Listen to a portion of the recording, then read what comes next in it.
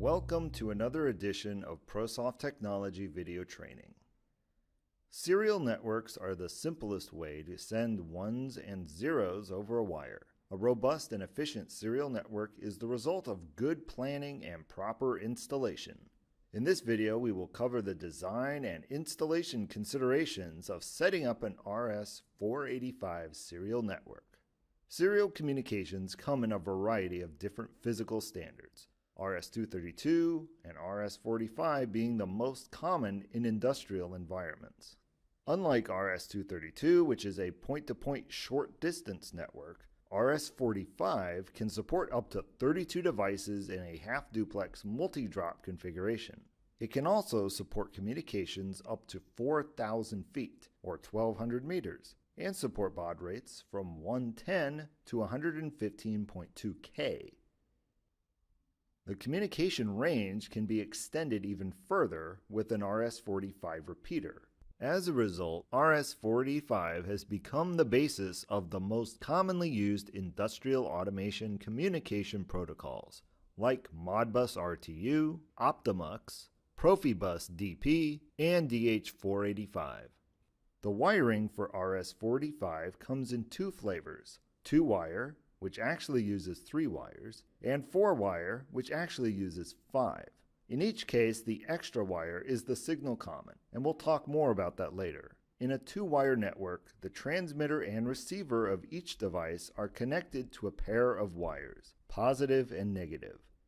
4-wire networks have one master port with the transmitter connected to each of the slave device receivers on one pair of wires. The slave transmitters are all connected to the master receiver on a second pair of wires.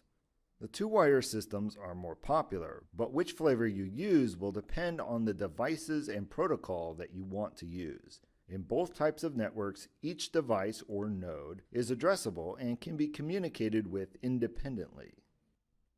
The ideal layout of an RS485 network is a daisy chain architecture, with the master device located at one extreme end. This tends to minimize the possibility of signal collision. Star, T-drop, or ring-type topologies are strongly discouraged, as they can cause serious communication problems. In industrial environments, the problem of electrical noise being picked up on the transmission line can constitute a serious challenge to wired communication. For best results, use twisted pair cables for the signal pair. By twisting back and forth, the noise current generated by external interference affects the signal levels in both wires in roughly the same way, effectively canceling itself out and leaving the voltage difference on each line largely unaffected.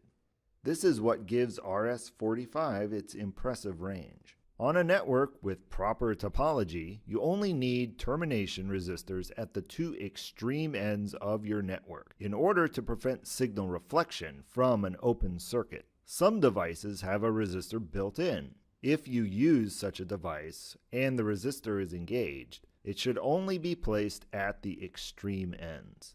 If your devices do not have built-in termination, note that the value of each resistor should be equal to the characteristic impedance of the wiring, typically 120 ohms for twisted pairs.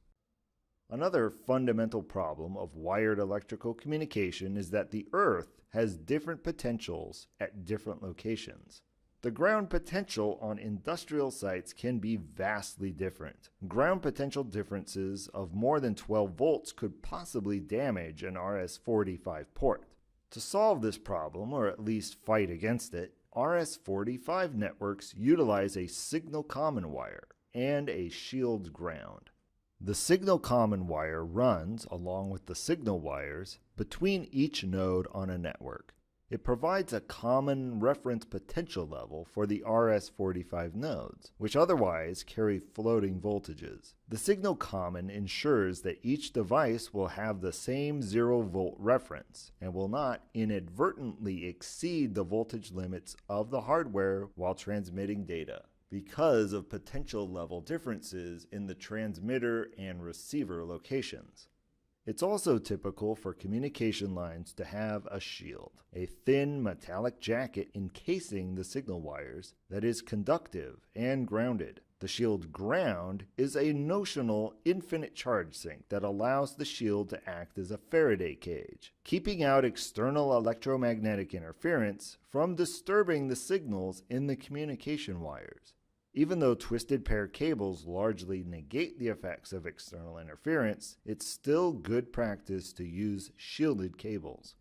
When wiring up your network, use the common signal reference cable to tie the ground potential of each port to the same ground. You should also ground the shield at only one point in the network. If the shield is grounded at several points, you may get ground loops, current flowing through the shield, and this will induce noise on your signal wires. Speaking of inducing noise on your signal wires, when setting up cabling for your network, be sure to run your signal lines in a different conduit than your power lines. There are limits to how much electrical interference a shielded twisted pair wire can negate. Keep in mind that not all manufacturers label their wires the same. If your ProSoft master device constantly transmits but receives no reply, try swapping the two signal wires. There's no real standardization for the labeling of RS485 signal wires, so this is often the source of communication problems. If you have an RS485 4-wire network but want to use a 2-wire device, you can simply tie the two positive signals together and the two negative signals together at each device, and you'll have a 2-wire device communicating over 4 wires. All types of industrial cables are not created equal. Be sure to use the correct cable for optimal RS485 performance. This is a 120 ohm nominal impedance cable, such as the Belden 3106A industrial cable.